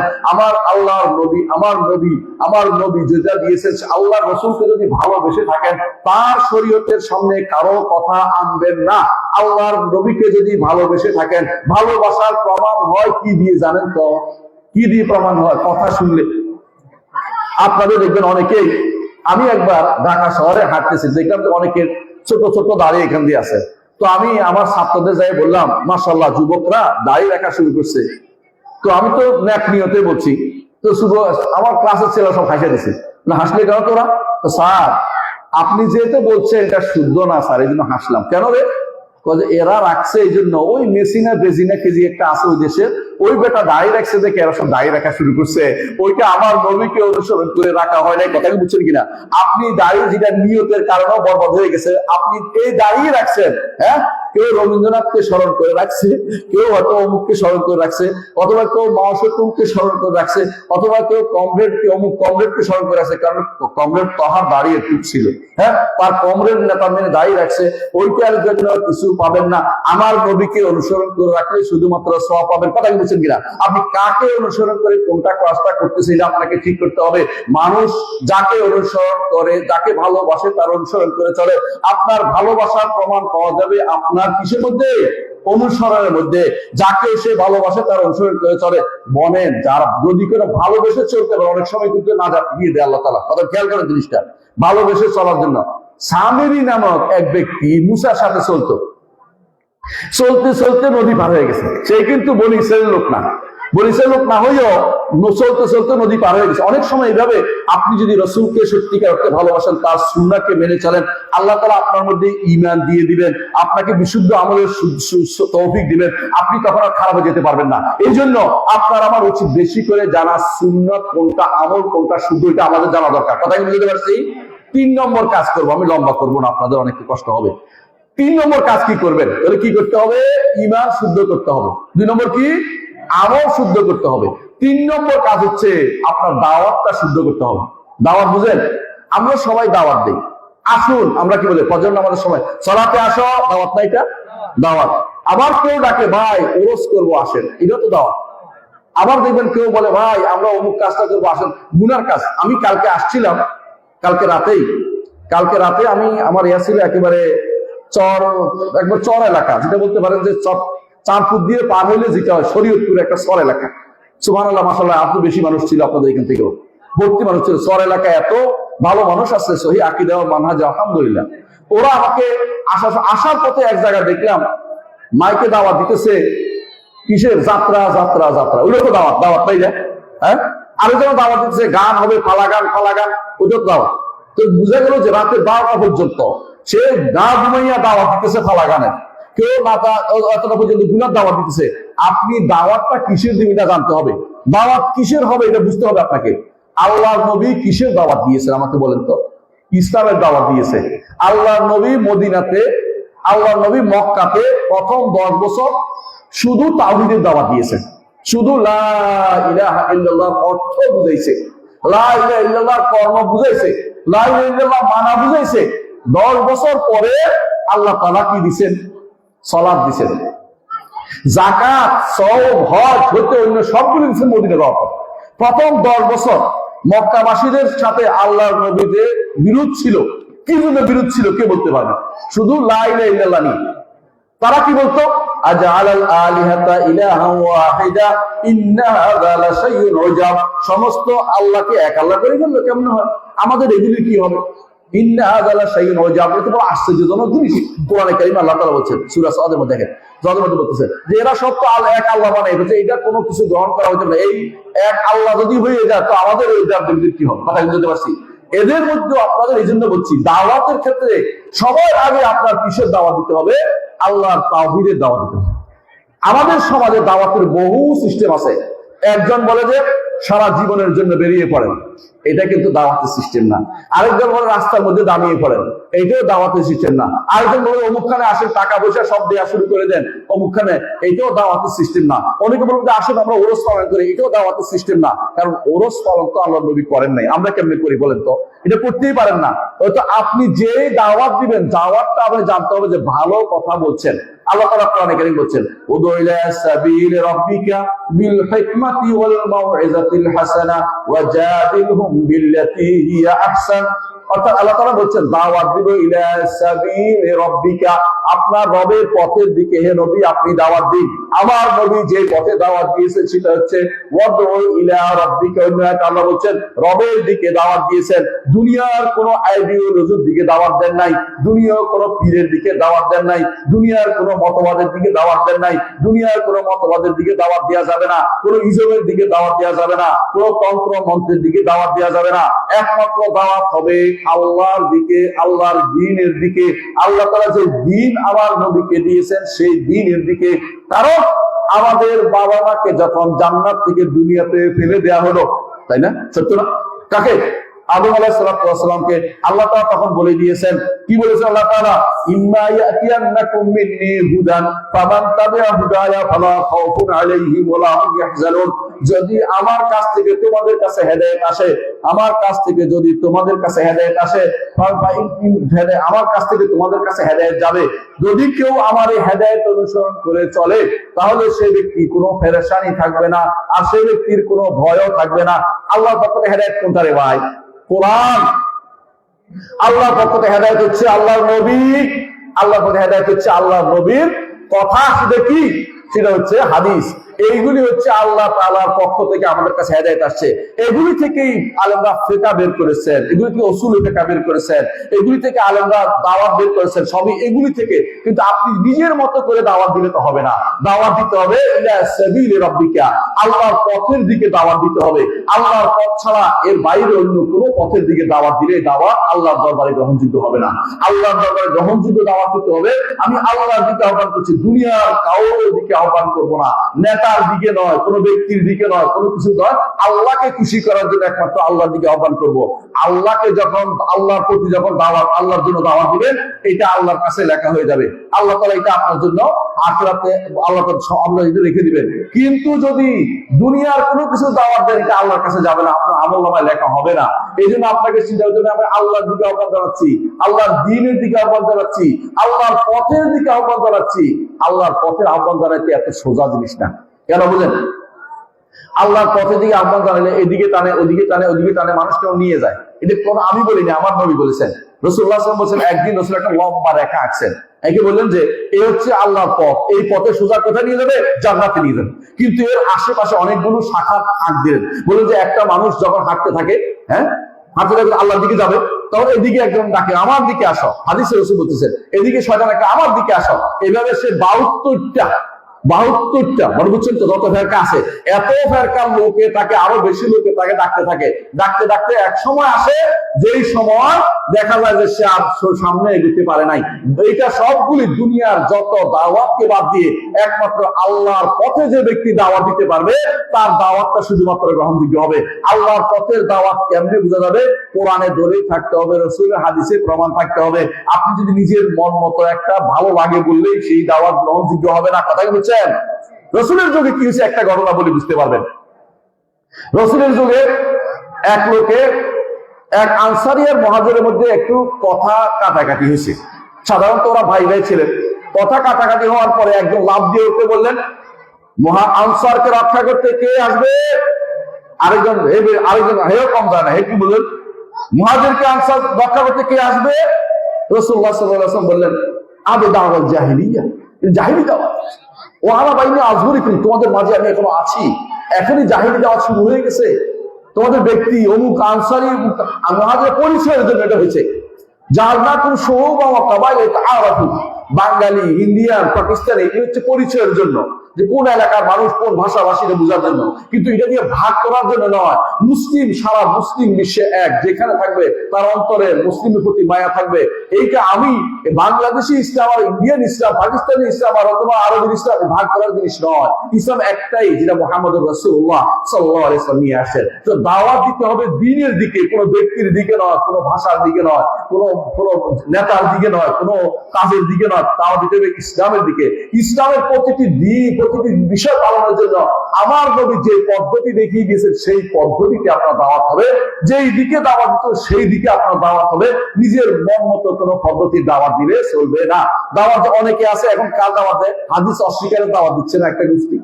কেউ শিয়া বানানোর জন্য দাওয়াত দিচ্ছে, কেউ কাদিয়ানি বানানোর জন্য দাওয়াত দিচ্ছে, কেউ এভাবে ভাগ করে করে দেখবেন যে মানুষের ভিতরে মানুষের দাওয়াতের কোনো শেষ নাই। দাওয়াত প্রত্যেকেই দেয়, কিন্তু শুদ্ধ দাওয়াত কয়জনে দেয়? কোরআন এবং সুন্নাহ অনুসরণ, যেগুলি আমাদের সালফের নীতি ছিল। আবু হানিফা, মালিক, শাফি, আহমদ রাহিমাহুল্লাহ জামিয়ান, এরা সব আমাদের ইমাম, মাথার তাজ।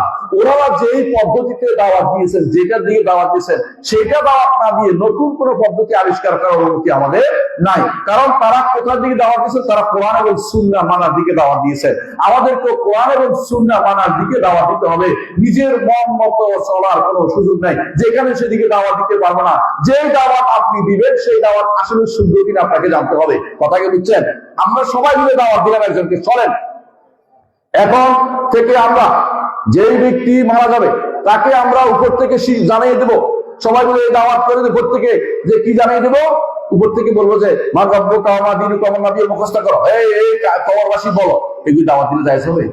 কেন জায়েজ হবে না? এটা আমার নবী করেন নাই, সাহাবা কেরাম করেন নাই। বুঝে আসছে? কিন্তু জায়েজ হবে কোনটা? এখন থেকে আমরা কবরবাসীকে মাটির ভিতরে ঢুকানোর পরে দাঁড়িয়ে থাকবো, দাঁড়িয়ে দাঁড়িয়ে দোয়া করবো, আল্লাহুম্মা সাব্বিতহু, আল্লাহ তাকে আপনার প্রশ্ন উত্তর দেওয়ার তৌফিক দেন। আল্লাহ আপনি তাকে প্রশ্ন উত্তর তৌফিক দেন। কারণ আমরা ভালো করে আল্লাহর কাছে কান্নাকাটি করে আল্লাহ তুমি প্রশ্ন উত্তর দিতে পারো আমার বাবা। এইটা তো শরীয়তে আছে, এটা বলবো, এটা দাওয়াত দিবেন। কিন্তু যেটা নাই এটা দাওয়াত দিবেন না। কথা বলছে অনেক জায়গাতে আছে মৃত মানুষকে কবরে ঢুকে আযান দেয়। আউযুবিল্লাহ, কে শিক্ষা দিছে আযান? মানে আবার কেউ বলবো যে ওরা করে আমরা করি না, যেই করুক এটা তো কি, এইটার নামে হচ্ছে ভুল দাওয়াত। এই দাওয়াত দেয়া যাবে না। ভুল দাওয়াতে কাউকে দিবেন না। শুদ্ধ যেই দাওয়াত আমার নবী দিয়েছেন, যেই দাওয়াতের পথে চলেছে সাহাবায়ে কেরাম, নবীর কর্মকাণ্ডের আয়না হচ্ছে সাহাবায়ে কেরাম। কিভাবে করতে হবে রাসূল সাহাবায়ে কেরাম দেখিয়ে দিয়েছেন। নবী যে পদ্ধতি দিয়েছেন সেই পদ্ধতিকে আপনাকে সেই পদ্ধতি দাওয়াত দিতে হবে। আমার নবীর ভালোবাসার দাওয়াত দেওয়া যাবে না? যাবে, বেশি করে। কিন্তু ভালোবাসার নাম করে যদি কোনো আপনি এমন কাজ করেন যেই কাজটা আমার নবী অনুমোদন করেন না, তাহলে হবে না। এরা কি করে? শিয়ারা নবী তাদের হুসাইন রাদিয়াল্লাহু আনহুর ভালোবাসায় তারা কি করে? রক্তাক্ত করে ফেলে শরীরে। অথচ রাসূলুল্লাহ সাল্লাল্লাহু আলাইহি ওয়াসাল্লাম বলেছেন, কেউ যদি কোনো গলা তার ছুরি মারে, কেউ যদি কোনো কি বলে গালে থাপ্পড় মারে, জামা ছিঁড়ে ফেলে, সে আমার দলভুক্ত না। ওটা শুনবে না, আবেগে আপ্লুত হয়ে কি করে তারা নাচতে থাকে, গাইতে থাকে, এটা করে, রক্তাক্ত করে দেয়, এইটা বের হয়, তাজিয়া বের করে। এটা ভালোবাসা দিয়ে করতেছে, নবী বংশের ভালোবাসায় করতেছে, তারপরে এটা গ্রহণযোগ্য হচ্ছে না। এই দাওয়াত গ্রহণযোগ্য না। আপনাকে দাওয়াত দিতে হবে, আল্লাহর পথে দাওয়াত দিতে হবে, আল্লাহর দিকে দাওয়াত দিতে হবে। আর দাওয়াতটা আপনার শুদ্ধ হতে হবে, মুখ থেকে কোন কথা বেরোচ্ছে এটা আপনাকে শুদ্ধ হতে হবে। কথা বলেছেন? আপনার ছোট্ট একটা উদাহরণ দেই, একটা উদাহরণ দিব, বেশি লম্বা করবো না, 5 মিনিট 2 মিনিট ইনশাআল্লাহ, বেশি নিব না। যে একটা উদাহরণ দেই, ধরেন এই যে আপনারা যারা আজান শুনেন না, আজান শুনে আমরা যখন হাইয়া আলাস সালাহ হাইয়া আল ফালাহ তখন কি বলি? লা হাওলা ওয়ালা কুওয়াতা ইল্লা বিল্লাহ। এখন যে আপনি বলেন যে এখন থেকে আমরা এখান থেকে পড়লে আমরা বলবো লা হাওলা ওয়ালা কুওয়াতা ইল্লা বিল্লাহ, দাওয়াত শুদ্ধ হবে? হবে না। কারণ আপনি নবীর অনুসরণ করে এখানে বদলাইতে হবে, এখানে এটা বদলাইতে হবে, সব জায়গায় সমান চলবে না। যেটা নবী যেটা বলছে ওটাই আমাকে রাখতে হবে। তাহলে বোঝা গেল আমার জীবনের প্রতিটি উদ্দেশ্য হওয়া উচিত, দাওয়াতের ক্ষেত্রে আমি মুহাম্মদ রাসূলুল্লাহ অনুসরণ করব, দাওয়াতের ক্ষেত্রে আমি আল্লাহ তাআলার বাণীকে অনুসরণ করব। নিজের কোনো ব্যক্তি, যে কোনো ব্যক্তি আমাকে বলে যে আসো আমার দাওয়াত দাও, আমার দাওয়াত মানুষকে দাও, দিব না। কারণ এই ব্যক্তি আমার নবীর কথা বলে নাই, আমার আল্লাহর কথা বলে নাই, এই জন্য এগুলি আমি গ্রহণ করবো না। কথাই বুঝছেন? 4 নম্বর কাজ এবং শেষ কথা হচ্ছে দাওয়াতের ক্ষেত্রে সবর করতে হবে। কুমিল্লার মানুষরা, আমার মানুষ সব কুমিল্লা, আমি কুমিল্লার অধিবাসী ছিলাম এক সময়, এখনো তো ঢাকা থাকি বা বাইরে থাকি। কুমিল্লার মানুষদের কাছে আমার অনুরোধ, বিশেষ করে এই এলাকা শাহপুর এলাকার মানুষ, এরা আলহামদুলিল্লাহ যারা আপনারা আছেন, এই শাহপুর এলাকা হতে পারে না দাওয়াতের একটা বড় ক্ষেত্র। প্রত্যেকটি মানুষ দাওয়াত দিবেন। আপনার ছেলে যদি আগুনে হাত দেয়, আপনার ছেলে যদি আগুনে হাত দেয়, কথাই খেয়াল করছেন, আপনি কি বলবেন যে না জ্বলতে থাকুক? আপনি কি বলবেন? না, আমার ছেলেকে আগুন থেকে বাঁচাতে হবে, আমার ছেলে আগুনে হাত দিতে পারে না। আপনি যদি বলেন যে ছেলেকে স্বাধীনতা দিলাম, যা ইচ্ছা তা করুক, অথবা আপনাকে বললে আপনি বললেন যে ছেলের ব্যাপারে কোনো আপনার কথা শুনবো না, আপনি বলেন না যত কিছু হোক, আপনার ছেলে আগুনে হাত দিচ্ছে, আপনি একটু প্লিজ তাকে বাঁচান। এই শাহপুরের মানুষ যদি সহি আকীদা ও মানহাজে এসে যায়, আমরা কোনো মাযহাবের বিরুদ্ধে বলতেছি না, আপনি মাযহাবের যেটাই করেন না, আবু হানিফা, মালিক, শাফি, আহমদ, আমাদের সমস্যা নাই, কিন্তু আপনি শুদ্ধ আকীদা হতে হবে। আপনি কবর পূজা ছেড়ে দিবেন, মাজার পূজা ছেড়ে দিবেন, পীর পূজা ছেড়ে দিবেন, গাছ পূজা ছেড়ে দিবেন, এগুলি খুবই দরকার। আপনি আমলটা শুদ্ধ করেন, বিশ্বাসটা, ইমানটা শুদ্ধ করেন, আল্লাহর ব্যাপারে আপনি ইমান শুদ্ধ হতে হবে, আর আমলটা শুদ্ধ হতে হবে। দাওয়াত ভালো কাজের দেন, কোরআন এবং সুন্নাহ ভিত্তিক দাওয়াত দেন। এই কাজ করতে গিয়ে আপনার সবর লাগবে। কারণ আমার নবী কত বছর দাওয়াত দিয়েছেন মক্কাতে জানেন? 13 বছর। এই 13 বছরে ঈমান আনছিল 313 জন। কয়জন? 313 জন। আমার নবী কি হতাশ হয়েছে? হতাশ হয় নাই, লেগেছিল। সাহাবায়ে কেরামের উপর আঘাত আসছে, কষ্ট আসছে, তারা কিন্তু ছাড়ে নাই। কিন্তু আপনার আমার ভাই, তাদেরকে ভালোবেসে তাদেরকে দাওয়াত দিতে হবে। কারণ আপনি জানেন শিরিক নিয়ে যদি কোনো কবরে যাইতে পারে, তাহলে আর তার কোন নিস্তার নাই, কোনো কিছু তার নাই সারা জীবন। আর বাকি জীবন যেটা আছে কোনোদিন তো শেষ হবে না। ওই জীবন, ওই জীবনের কোনোদিন জান্নাতের মুখ সে দেখতে পাবে না, কোনোদিন জান্নাতে যেতে পারবে না। এই জন্য শিরিক থেকে মুক্ত করতে হবে। আর যদি বেদাত নিয়ে যেতে পারে, বানানো জিনিস যেতে পারে, আমার নবীর হাতের পানি পাবে না, জাহান্নামে যাবে। বের হতে হলে অনেক কত বছর পরে যে বের হবে আল্লাহ জানে, আমরা জানি না। তাহলে আমার নবীর হাতের পানি, যদি হাউজের পানি পেতে চায়, হাউজের পানি খেতে চান, অবশ্যই বেদাত করতে পারবেন না। আমার নবী যা বলেছেন সেটা করবেন, বানোয়াট কোনো পদ্ধতিতে ইবাদত করবেন না, যেটা সহিহ কোরআনে নাই, হাদিসে নাই, যেটা আমার নবী করেন নাই, যেটা সাহাবায়ে কেরাম করেন নাই, যেটা ইমাম আবু হানিফা রাহমাতুল্লাহ আলাইহি বলেন নাই, আপনি নিজ মন মতো সেটা তৈরি করতে পারেন না। কারণ এটা অর্থ হচ্ছে আপনি বানিয়ে বানিয়ে কথা বলে মানুষদেরকে বিভ্রান্ত করতেছেন। আপনার এই বানোয়াট কথা দিয়ে ইসলাম চলবে না। আপনি এটার উপর চললে আখিরাত আপনার বরবাদ হয়ে যাবে। আসুন ভাই, আমরা যে কাজটি করতে চাই, আপনাদের কাছে অনুরোধ জানাবো, শাহপুর এই দাওয়াত সেন্টারে বেশি বেশি যাবেন, কোরআন এবং সুন্নাহর দর্স পড়বেন। আপনার পছন্দ না হলে আলেমদের সাথে কথা বলবেন, দেখবেন ইনশাআল্লাহ আল্লাহ তাআলা হেদায়েতের পথ আপনাদের উন্মুক্ত করে দিবেন। যে ব্যক্তি আল্লাহর কাছে হেদায়েত চায়, আল্লাহ তাকে অবশ্যই হেদায়েত করবেন বলে আমরা বিশ্বাস করি। আমাদের সাথে সংযুক্ত হয়ে ইসলামী পাঠাগার, আপনারা জানেন যে শাহপুর ইসলামী দাওয়াত সেন্টার আছে এবং কামরুন্নেসা ইসলামী পাঠাগার আছে। এর অর্থ আপনি পড়তে পারেন, জিজ্ঞাসা করতে পারবেন, সন্তানদেরকে এখানে পড়াতে পারবেন আশেপাশে, এবং এখানে ইসলামী দাওয়াত সেন্টারে নিয়মিত যেতে পারেন। আলেমরা সেখানে আসে, আপনি তাদের সাথে কথা বলেন, কথা বলেন, ঝগড়া ঝাঁটি করেন না। আপনার পছন্দ হয় না, আপনি ঝগড়া করেন না। আপনার অনেক মানুষ আছে, কিন্তু আমাদেরকে হক কথা বলতে দেন। আপনি সুন্দর করে হক কথাটা শোনান সবাইকে, কিন্তু আপনি